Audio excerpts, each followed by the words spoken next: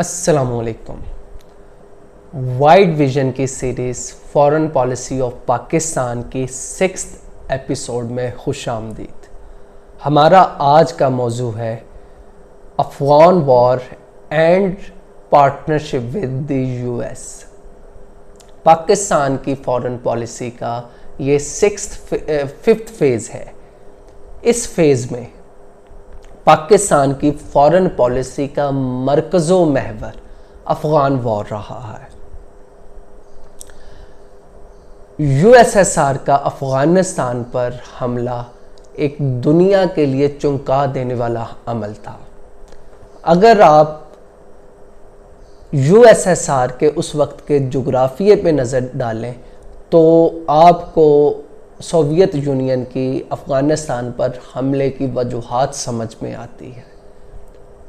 उस वक्त का सोवियत यूनियन दुनिया के तकरीबन आधे खुश्की के रकबे पर वाक़या था, लेकिन दुनिया का रकबे के लिहाज से सबसे बड़ा मुल्क होने के बावजूद सोवियत यूनियन के पास कोई भी ऐसी बंदरगाह नहीं थी जो कि साल में 12 महीने जो है ऑपरेशनल रहे। सोवियत यूनियन के मशरक में पैसिफिक ओशन था जो तकरीबन साल के 8 से 10 महीने मुंजमद रहता था। इसी तरह नॉर्थ और वेस्ट वाली साइड पर आर्कटिक ओशन था जो तकरीबन सारा साल मुंजमद रहता था। मिड में ब्लैक सी था। ब्लैक सी से जो उस वक्त के यूएसएसआर की ट्रेड तुर्की से आबनाए बासफोरस से गुजरकर मेडिटेरेनियन सी में जाती थी और उसके बाद तमाम दुनिया के साथ ताल्लुक़ कायम होता था।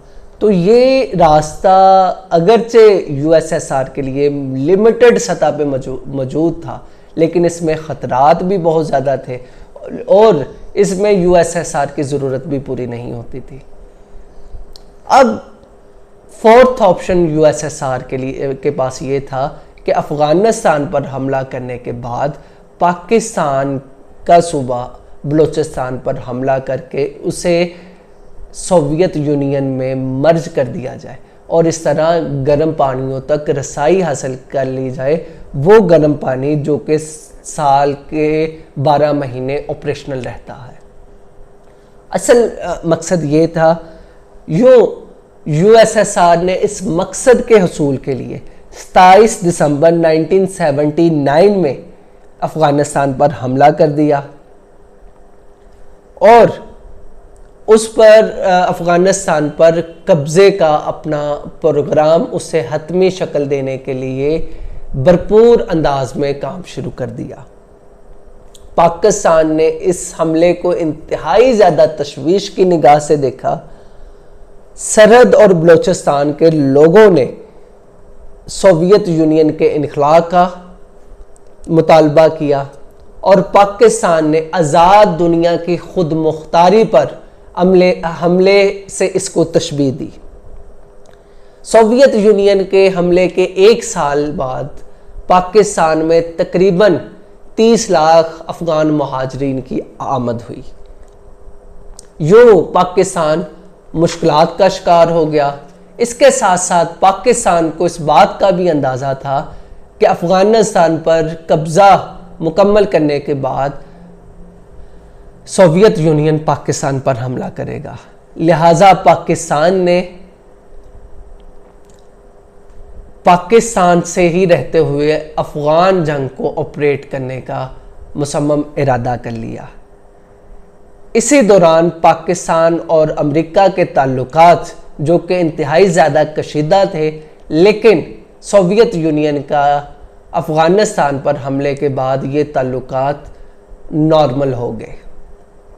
जिमी कार्टर जो उस वक्त अमेरिका का प्रेसिडेंट था, उसने पाकिस्तान को $400 मिलियन की अमदाद की पेशकश की, जिसे सदर ज़ियाउल हक ने मूंगफली के चंद दाने देकर ठुकरा दिया। सदर ज़ियाउल हक का ये तंज इसलिए था क्योंकि अमेरिका का सदर मूंगफली का कारोबार करता था और पाकिस्तान के लिए ये अमदाद बहुत हद तक नाकाफ़ी थी। यही वजह है कि 1981 में जैसे ही अमेरिका का सदर बदला, पाकिस्तान के लिए 6-6 साल के 2 बड़े अमदादी पैकेजेस का ऐलान किया गया। पहला अमदादी पैकेज 1981 से लेकर 1987 तक का था। इस पैकेज में $3.2 बिलियन पाकिस्तान को मुआशी और दिफाई अमदाद इक्वली दी गई।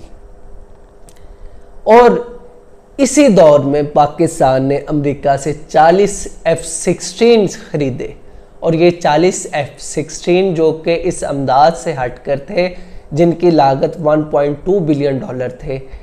पाकिस्तान ने इनमें कुछ पैसे तो खुद इनका इंतज़ाम किया और कुछ का इंतज़ाम जो है ब्रादर इस्लामी ममालिक की अमदाद के ज़रिए किया गया। फिर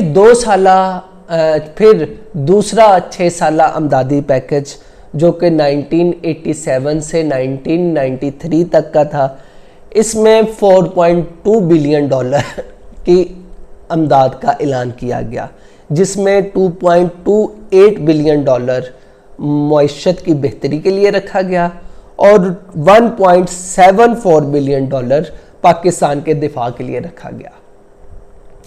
यूँ पाकिस्तान को दिफाई और मुआशी लिहाज से मजबूत भी बनाया गया और पाकिस्तान को बतौर प्रॉक्सी USSR के अगेंस्ट इस्तेमाल किया गया।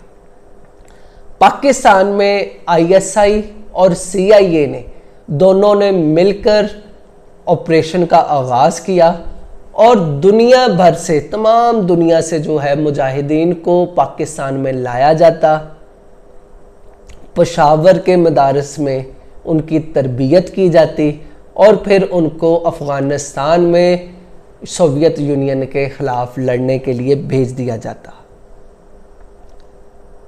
यूँ इन मुजाहिदीन ने कमोबेश 6 से 7 साल तक सोवियत यूनियन की फ़ौजों पर ताबड़तोड़ हमले किए और उनको पूरे अफ़गानिस्तान पर कब्ज़ा करने से कासर रखा। लेकिन इन तमाम हमलों में सोवियत यूनियन का पल्ला फिर भी भारी था। उसकी वजह उनके एयर अटैक्स थे। तो ऐसे में अमेरिका ने अफ़गान मुजाहिदीन को स्टिंगर मिसाइल दिए, जिनकी वजह से सोवियत यूनियन की एयर स्ट्राइक काफ़ी हद तक नाकाम हो गई और स्टिंगर मिसाइल के ज़रिए सोवियत यूनियन के हेलीकॉप्टर और लड़ाका त्यारे मार गिराए गए। तो ये अफ़गान वॉर का सिनेरियो था। इसी दौरान अगर हम देखें पाकिस्तान के चीन के साथ ताल्लुकात, वो इंतहाई ज़्यादा बेहतर रहे। मईशत और दिफा के मैदान में ताउन दोनों ममालिक में रहा। साइंस, टेक्नोलॉजी और सकाफ़त के मैदान में भी दोनों ममालिक आगे से आगे बढ़ते रहे। शाहराह कराकरम के ज़रिए बार्टर ट्रेड का आगाज़ किया गया।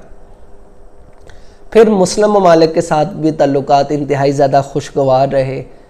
OIC के ज़रिए जो है दोनों ममालिक, दोनों मुल्क पाकिस्तान और तमाम मुस्लिम ममालिक एक दूसरे के इंतहाई ज़्यादा करीब आते रहे और यही मुस्लिम ममालिक ने USSR के अगेंस्ट पाकिस्तान को मैन पावर भी दी और पैसा भी दिया।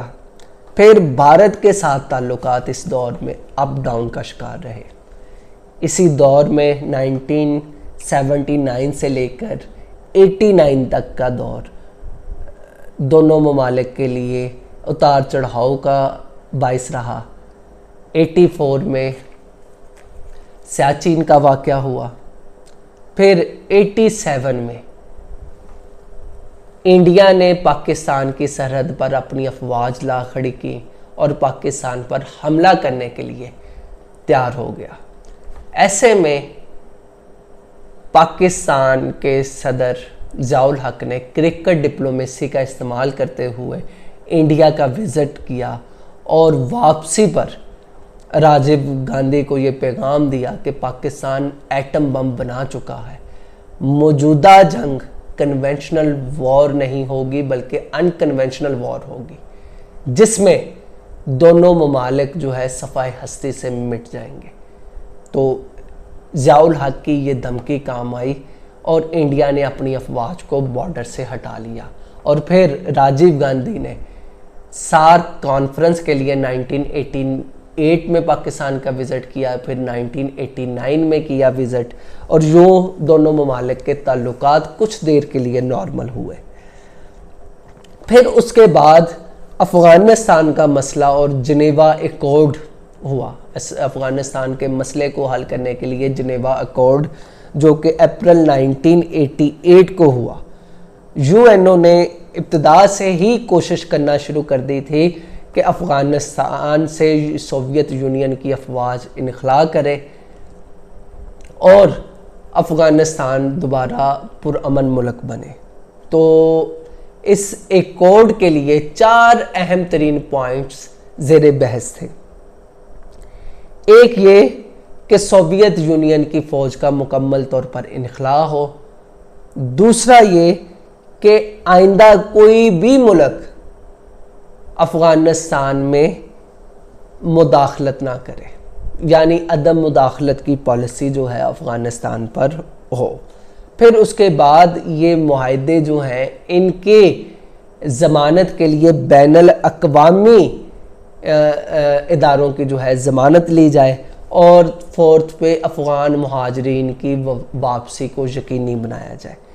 तो यही वजह है कि ये मुआहदा 4 ममालिक के दरमियान साइन हुआ, जनेवा के मुकाम पर साइन हुआ। पाकिस्तान, अफ़गानिस्तान, सोवियत यूनियन और अमेरिका के दरमियान ये मुआहदा साइन हुआ। अब ये मुआहदा साइन हुआ और इसके मुताबिक 15 मई 1988 को सोवियत यूनियन की फ़ौज का इनखला होना था, लेकिन इस इनखला के दौरान ही मुजाहिदीन ने सोवियत फ़ौज पर हमला कर दिया और सोवियत फ़ौज को इंतहाई ज़्यादा नुकसान पहुंचाया। सोवियत यूनियन ने इल्ज़ाम लगाया कि यह हमला पाकिस्तान ने करवाया है, लिहाजा पाकिस्तान पर एयर स्ट्राइक की गई। मुख्तसर ये कि 15 फरवरी 1989 में सोवियत यूनियन की मुकम्मल अफवाज का इनखला हो गया। लेकिन इस इनखला के बाद भी मसाइल जो है कम ना हुए, बल्कि पाकिस्तान के लिए जो है मसाइल बढ़ गए। इनखला हुआ, सोवियत यूनियन वापस चला गया और अमेरिका भी पाकिस्तान को तन्हा छोड़कर वापस चला गया। जबकि इस दौरान अफगानिस्तान में सिविल वॉर का आगाज हो गया। जनेवा एकॉर्ड में पाकिस्तान की तरफ से ये शर्त शामिल करने पर बार बार इसरार किया गया कि इनखला से पहले अफगानिस्तान में प्रो मुजाहिदीन हुकूमत इस्टेब्लिश की जाए, लेकिन ऐसा नहीं किया गया, जिसकी वजह से सोवियत यूनियन के इनखला के फौरी बाद अफ़गानिस्तान में सिविल वॉर का आगाज़ हो गया। और ये सिविल वॉर पाकिस्तान के लिए इंतहाई ज़्यादा नुकसानदेह साबित हुई। इसकी मिसाल ऐसे ही है जैसे आपके पड़ोस में आग लगी है और ज़ाहिरी बात है उस आग का नुकसान जो है आपको भी पहुंचेगा।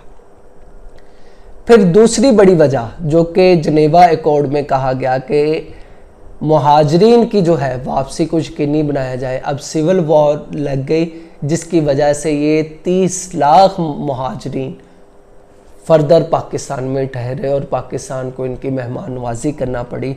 और आज तक तकरीबन 40 लाख से ज़ायद मुहाजिरीन की पाकिस्तान मेहमान नवाजी कर रहा है। ये दुनिया के सबसे बड़े मुहाजिरीन का ग्रुप है और जो तकरीबन कमोबेश 30 से 40 साल के अरसे तक पाकिस्तान में मुकीम पजीर है।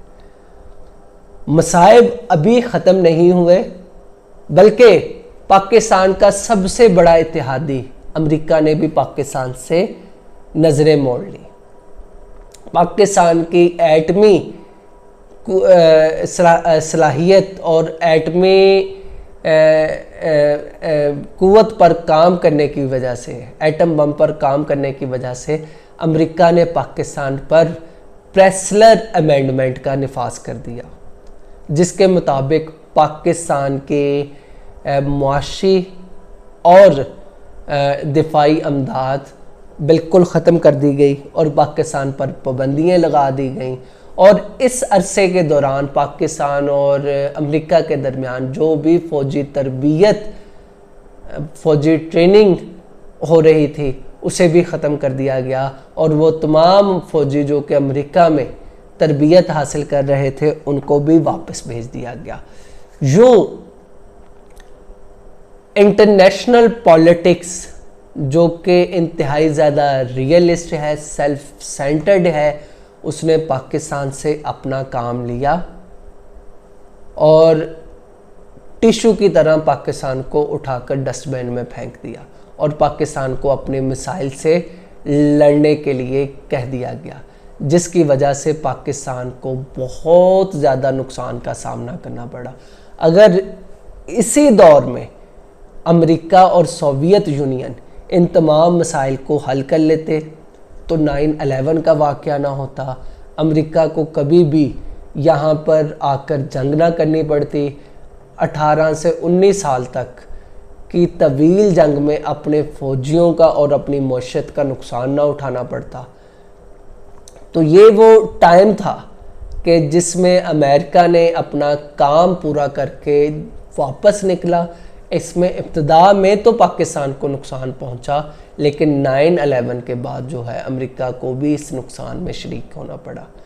दोस्तों, ये था हमारा आज का मौजू। मेरा आपसे सवाल है, आपका क्या ख्याल है कि पाकिस्तान को अफ़गान जंग का हिस्सा बनना चाहिए था या नहीं? अपना जवाब नीचे कमेंट में दें और मुझे इजाज़त दें। अस्सलामु अलैकुम।